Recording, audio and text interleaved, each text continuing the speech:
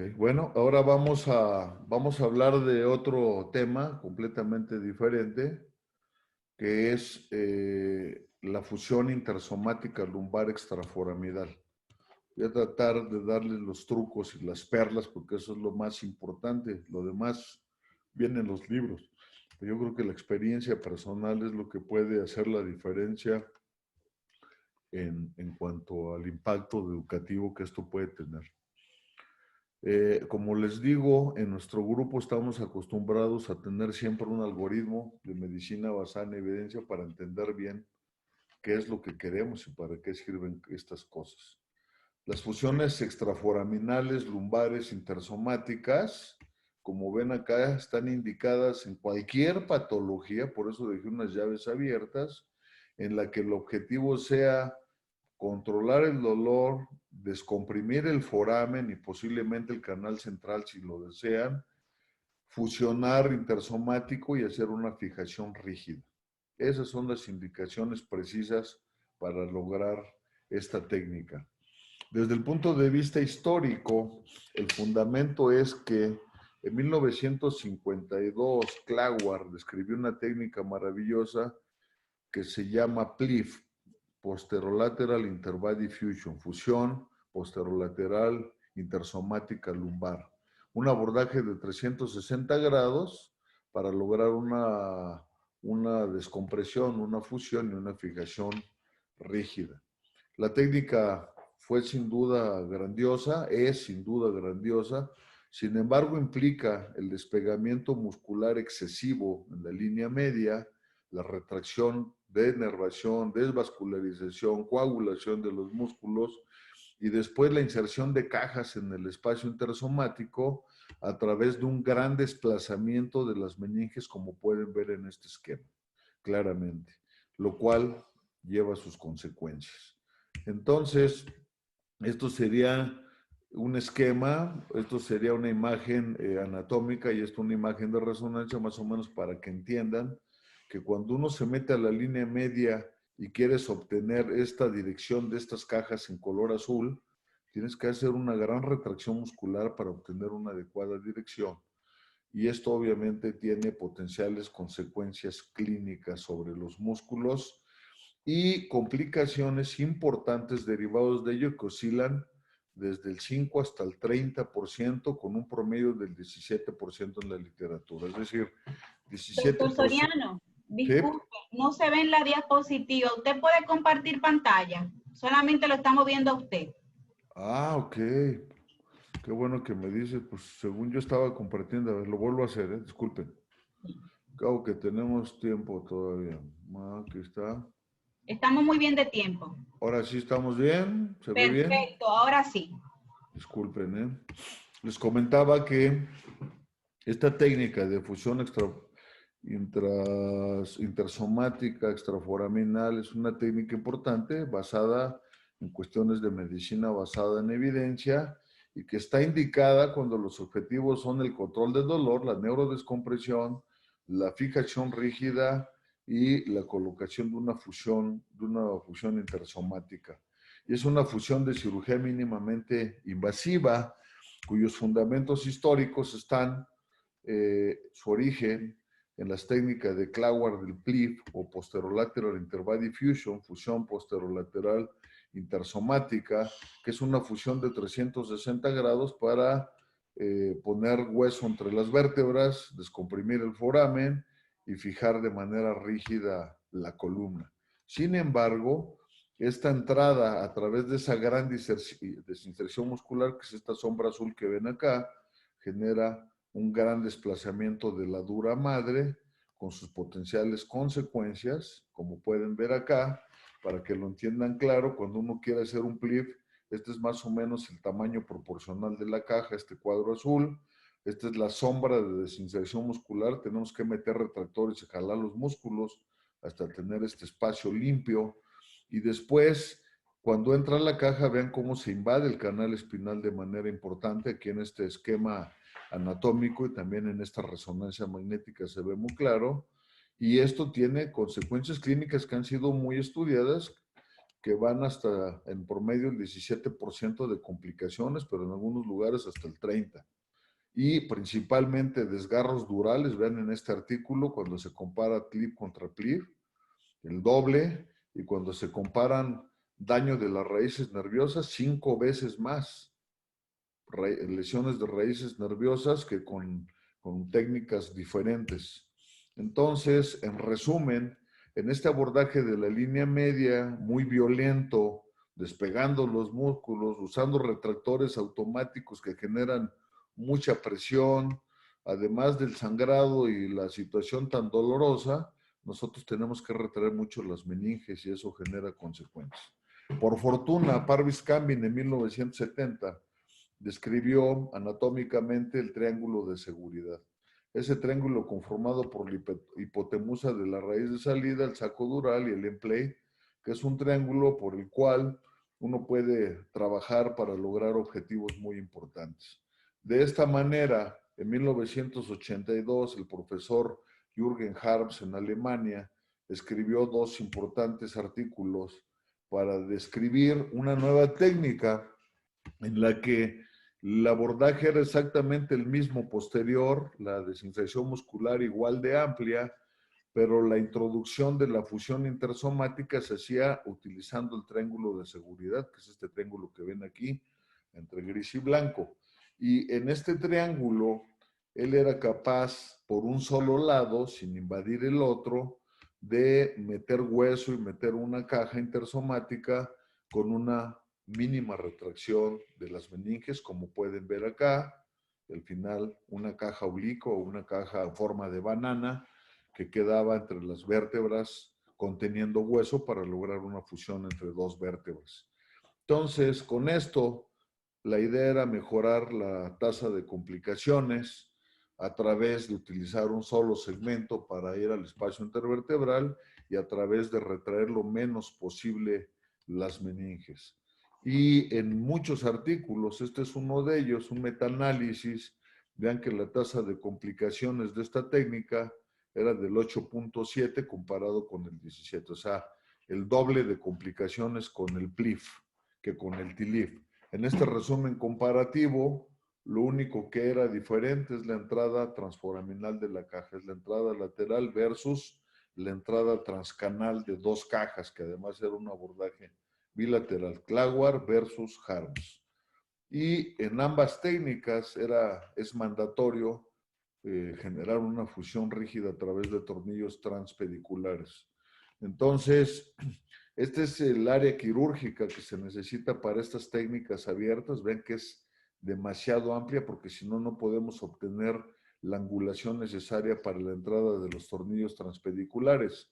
Pero el área de trabajo, mientras acá es todo este cuadrángulo con toda esta invasión del canal espinal, en el TLIF es solo este triángulo. Y esa es la gran diferencia entre ambas cosas. El desplazamiento dural para meter una caja en un PLIF es bastante violento, como ven acá, casi hasta la línea media o hasta la línea media de desplazamiento es necesario, a menos que uno quiera lesionar las meninges, y mientras que el potencial desplazamiento con el TLIF es mínimo, como pueden ver en estas imágenes esquemáticas. Pero con todo y este avance del profesor Harms, seguía existiendo el gran abordaje, la gran área quirúrgica de despegamiento muscular, que en múltiples artículos se ha demostrado que genera un daño muscular severo e irreversible, como ven acá, y que afecta gravemente la contractilidad muscular y puede generar potenciales malos pronósticos en los pacientes con dolor, que inclusive se llamó dolor por fusión, que no tiene tratamiento. Cuando hay dolor derivado de una lesión grave de la musculatura y de los tejidos blandos, eso no tiene tratamiento. También cuando llega a haber infecciones ante una masa muscular tan destruida, suelen ser infecciones sumamente violentas. Entonces, basados en estas ideas, el grupo de Foley, Larry Q, James Schwender, Fessler, todos ellos, queridos amigos muy cercanos, decidieron innovar a través de usar tubos y también un nuevo corredor anatómico entre el multifidus y el longísimos, como pueden ver aquí en verde, para lograr los mismos objetivos que el profesor Harms, pero sin tanta destrucción muscular.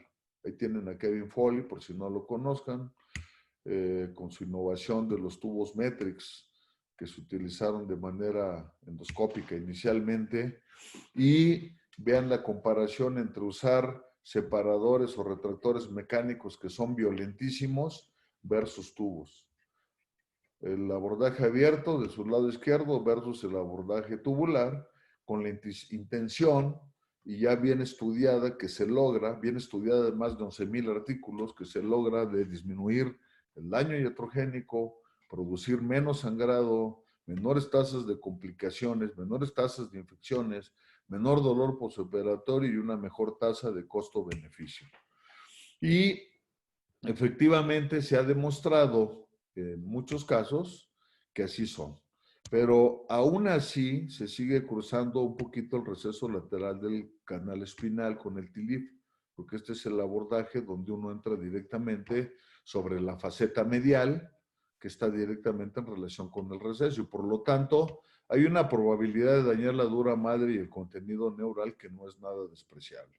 Esto es una imagen esquemático del neurosurgery, donde se puede ver claramente cómo se ve la faceta lumbar, y el círculo verde es la colocación del tubo para un TLIF, donde lo que hace es resecarse la faceta medial y después parcialmente la faceta lateral hasta completar su resección total y por aquí meter la caja. Entonces, este es el artículo original, dilatando con un clavo de Kirchner, y sin embargo vean que los músculos se ven bastante maltratados, quemados aquí en el fondo y demás. Esto yo lo he comentado con Kevin Foley, que a pesar de ser mínima invasión se ve un poco grotesco esto. Sin embargo, con esto lo que se pretende es mantener una buena parte del multifidus y limitar en sentido craniocaudal nuestro abordaje a los pacientes. Entonces, ¿qué hacemos con esta nueva técnica? Limitamos la desinserción, el área quirúrgica completamente diferente, pero todo lo demás es exactamente igual, porque entramos de un solo lado, metemos una caja unilateral. En el proceso de toma de decisiones es importante la correlación anatomo-clínica, y como les decía, más de 11,000 artículos demostrando una y otra vez, desde el punto de vista bioquímico, electrofisiológico, radiológico y clínico, que los pronósticos de los pacientes con este tipo de técnicas son por lo menos iguales a mejores respecto a la técnica abierta en algunas cosas. Como pueden ver acá, la estancia hospitalaria definitivamente es menor con cirugía mínimamente invasiva. La movilidad es mucho más rápida en el posoperatorio con cirugía mínimamente invasiva. Las tasas de fusión son similares entre técnica abierta y cirugía mínimamente invasiva. Los rangos de fusión tienden a tener en algunos artículos una tendencia a ser mejores con cirugía abierta, pero cada vez han ido mejorando, yo diría que prácticamente igual.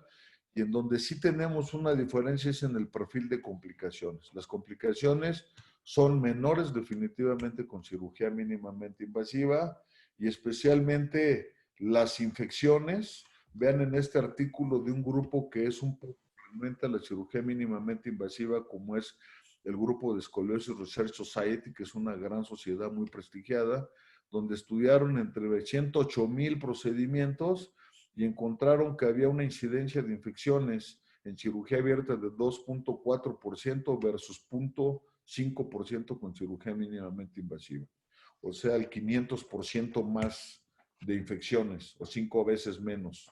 Entonces es algo muy importante y que desde el punto de vista de costo-beneficio resulta en una reducción importante de los costos totales hospitalarios si se toma en cuenta toda la evolución del paciente, el uso de rehabilitación, el uso de medicamentos, etcétera, ha sido perfectamente estudiado. A pesar de estos grandes logros del grupo de Kevin Foley, Fessler, etcétera, sigue habiendo el problema de la inserción de las cajas, las neurotomías y el daño neurológico. El doctor Fessler, junto con otro grupo importante de cirujanos de columna, encontraron con esta técnica, entre gente experta, un porcentaje de fístulas del 5%. Vean, 5% de durotomías y daños neurales en el punto, infecciones en el 0.2% de los casos. Y por supuesto que esto nos deja ver con claridad que hay cosas por mejorar, sin duda alguna. Aquí tenemos algunos ejemplos de cómo el TILI puede generar incidencias de disestesias y de radiculopatías desde el 1.9 hasta el 1.60 y hasta 10.50% de déficit neurológico. O sea, seguimos teniendo el problema con la entrada de las cajas, de manera que el porcentaje global de complicaciones con TILIF oscila alrededor del 9%, sin embargo, mucho menor que con las técnicas abiertas. Es aquí donde surge intención de otros grupos de hacer técnicas más laterales, entrando ahora por la faceta lateral, respetando al principio la faceta medial. Es el caso de la fusión extraforaminal, que para mi gusto es muy superior a la técnica convencional del TILIF. Aquí lo que utilizamos es el corredor del iliocostales con el longísimos, como pueden ver acá, es una técnica más lateral. En este esquema, el círculo verde se recorrió mucho más lateral porque nuestro target es exactamente la faceta lateral que es esta oreja y que, por cierto, corresponde perfectamente con el triángulo de cambio. Entonces llegamos acá, drilamos esta oreja y cuando drilamos tenemos el triángulo de cambio a nuestra disposición sin necesidad de tocar la faceta medial que corresponde al receso lateral de la columna. Y de esta manera ha sido estudiado por estos autores que colocaron agujas en diferentes partes relacionadas con la faceta lateral, que cuando está uno pegado a la faceta lateral hay entre 1 y 3 milímetros de distancia respecto a la raíz de salida. Y entonces así es que fue descrito esta técnica de manera muy importante por Recules, que lo que pretende es ir intertransverso y después ir hacia la faceta lateral y con buenos resultados, pensando que el TILIF es el gol estándar cuando se pretende una descompresión foraminal, una fusión intersomática, una descompresión indirecta del foramen contralateral, una descompresión del receso lateral, canal central, fijación rígida y preservación muscular. Pero con el ILIF también de lo que se trata es de evitar el desplazamiento dural a lo máximo posible. Y así es que nuestro colega latinoamericano, Landriel y Jan Polsky, nuestros colegas, describieron una técnica mínimamente invasiva con tubo, que básicamente se resume de manera esquemática muy bien. Vean la colocación del tubo, acá tomando más la faceta lateral, vean que se preserva la faceta medial. Al preservar la faceta medial ya no entramos al canal espinal con buenos resultados y un tiempo parecido a lo de la técnica normal y con una ventaja, una de trabajo pequeña, pero que nos permite todo el logro de los objetivos sin desplazamiento. Hemos publicado los landmarks anatómicos de la técnica, los pueden consultar en la revista Columna a Columna, y aquí tienen unas imágenes que nunca las he visto en ningún libro. Este es un resumen esquemático, pero vean, esta es una tomografía transoperatoria de un caso real para que vean dónde está el tubo y cómo se ve el multifidus, el longísimos, y cómo estamos entre el longísimos y el iliocostalis derecho hacia el espacio intersomático. Véanlo aquí con toda claridad, estas imágenes donde se ve claro dónde tenemos nuestro tubo de trabajo pequeño de 14 milímetros y cómo resecamos la faceta lateral, la faceta medial está preservada. Esto es la sombra de un cotonoide. Vean el tubo acá, cómo nos deja ver directamente el foramen.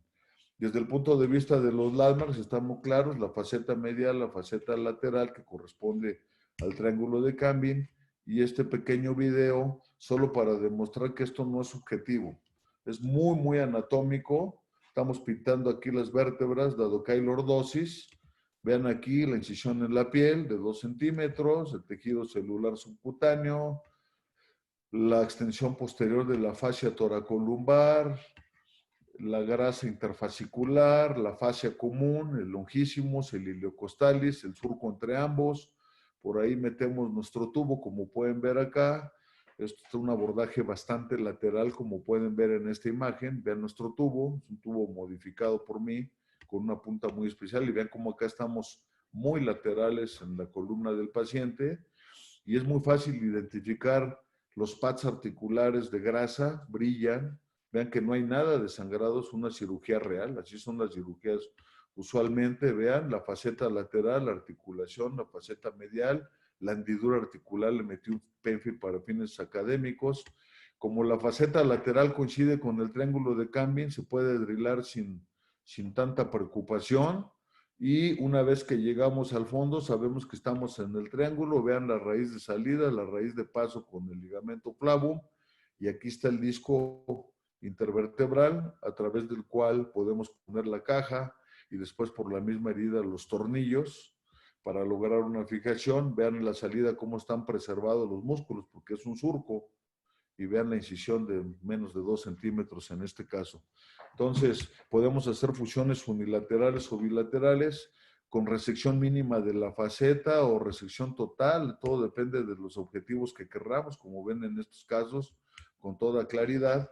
Y si añadimos una caja canulada con un alambre de Kirchner, como ven aquí de manera esquemática, disminuimos todavía más el riesgo de desplazamiento inadecuado de la caja. Vean las incisiones. Y si usamos navegación, podemos dirigir de manera más óptima tanto la caja como los tornillos, siguiendo siempre el sentido del disco. Podemos también meter un tubo dentro del disco para trabajar todo interdiscal y dejar todas las estructuras neurológicas afuera, y así no estarnos preocupando de estarlas tocando. Y con esta técnica, de esta manera hemos logrado no tener en más de 1000 casos ninguna respuesta radiculogénica en los estudios neurofisiológicos, es decir, no contactar raíces nerviosas, diferentes imágenes, y podemos colocar la caja donde querramos. Vean, en la mitad anterior del espacio para lograr lordosis y los resultados de una buena fusión, etcétera. Y se dice que estas técnicas tienden a ser hipolordóticas, pero realmente es una mentira. Vean en este caso una listesis grado 2, clarísimo. Vean cómo está colapsado el espacio, y sin embargo, por efecto de que podemos meter un tubo, vean la diferencia entre el pre y el postoperatorio en tomografía, cómo metimos una caja, mantuvimos la lordosis global y segmentaria, e inclusive casos colapsados del L5S1 es completamente factible. Les muestro todo esto porque son espacios donde uno pensaría que es imposible meter una caja. Y después hicimos un estudio que estamos por publicar, donde demostramos una mejoría de los ángulos quirúrgicos lumbar de más de 4 grados y del ángulo segmentario de más de 4 grados. Es decir, dependiendo de la colocación de las cajas, definitivamente no es una técnica hipolordótica. Y podemos utilizarlo en casos complejos, como este caso que tiene un quiste sinovial grande. Vean el tamaño del canal, y podemos descomprimir todo el canal, como pueden ver acá, y meter la caja. Y si el paciente tiene osteoporosis, reforzar las vértebras como cemento. Es decir, es una técnica muy versátil. Podemos usarlo combinado con otras técnicas para lograr tratamientos, como en este caso de escoliosis, de cirugías complejas. Vean la diferencia y sobre todo el efecto clínico. Vean el paciente cómo está, totalmente chueco en el preoperatorio, y vean en el posoperatorio inmediato cómo está balanceado el paciente con mínimas molestias después de una cirugía tan grande. La pregunta final para terminar es, ¿realmente preservamos los músculos cuando hacemos estas técnicas? Nosotros publicamos un artículo en el Asian Spine Journal para demostrar esto, y como pueden ver aquí, encontramos pacientes que les habíamos hecho fusión unilateral comparando el sitio operado contra el lado no operado en el mismo paciente. Encontramos que la atrofia, comparado con la literatura, que es de aproximadamente el 30 o 40% de atrofia muscular posoperatoria al año, nosotros no teníamos más de 3% de atrofia. en el segmento superior y en el segmento inferior, o sea, realmente mínima atrofia. Y también desde el punto de vista de la preocupación de si con estas técnicas se logra una buena fusión o no, nosotros publicamos en la revista Medicine este artículo para ver la exactitud de las escalas radiológicas de fusión y encontramos que las tasas de fusión son similares que la cirugía abierta. En conclusión, la fusión extraforaminal intersomática lumbar tubular microquirúrgica es una variante del TLIF indicada cuando los objetivos son descomprimir el foramen ipsilateral y también contralateral de manera indirecta, hacer una artrodesis intersomática, lograr una fujación rígida, hacer un abordaje quirúrgico posterolateral, tratando de preservar los músculos, disminuir las molestias operatorias, disminuir la tasa de infecciones, mejorar el costo-beneficio y lograr una aceptable alineación del balance segmentario. Con esto termino esta participación. Muchísimas gracias por la invitación y quedo abierto a sus preguntas. Gracias. ¿Cuál es el número máximo de niveles y qué ha podido realizar? Y si existe alguna limitación cuando se requiere, cuando se hace la técnica. El máximo número de niveles es ilimitado, solo que estamos hablando de diferentes entradas a través de los planos musculares, pero con estas técnicas podemos operar pacientes con escoliosis, por ejemplo, que lo hacemos con mucha frecuencia. En la región lumbar baja, por efecto de que la región lumbar tiene una lordosis, a través de un solo acceso podemos alcanzar hasta 3 segmentos sin problemas, simplemente pivoteando la parte distal del tubo en sentido craneocaudal. No hay limitaciones, en realidad. La próxima pregunta también es para usted y viene del chat y dice, ¿podría compartir algunas perlas para lograr la transición entre la microcirugía cerebral y la microcirugía espinal? Sí, cómo no, la perla principal es el conocimiento de la anatomía, eso es lo básico.